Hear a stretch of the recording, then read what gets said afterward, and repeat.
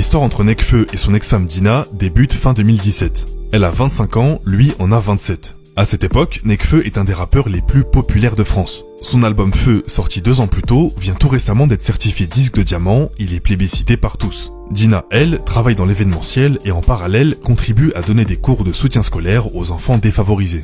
Elle sait que Nekfeu est lui aussi sensible à ces causes, alors elle prend contact avec lui. Ils se rencontrent et finissent quelques mois plus tard, au printemps 2018, par démarrer une relation intime. Dina et Nekfeu détaillent un peu plus cette période. La première année, c'était très beau. Il était très attentionné et à l'écoute, on avait une complicité incroyable. J'ai senti une passion dingue, on riait beaucoup, c'est quelqu'un de très drôle, elle avait un côté mystérieux qui m'attirait. C'est le véritable coup de foudre entre eux, au point que 4 mois plus tard, Nekfeu va la demander en mariage. Ça semble un petit peu précipité, mais si les deux sont d'accord, et bien que les choses se fassent.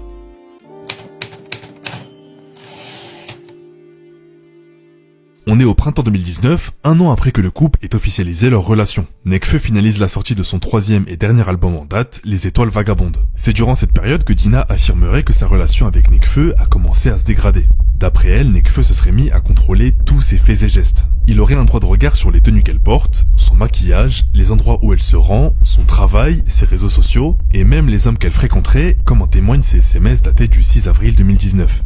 Bloque tout de suite le fils de p*** avant que je fasse une dinguerie. Tu me donnes l'impression d'avoir besoin de t'exposer ailleurs pour que des inconnus et ou hommes du passé, qui sait, puissent te voir et que je te suffis pas dans notre bulle telle quelle. Nekfeu serait même allé jusqu'à contacter certains hommes avec qui Dina discute pour les menacer.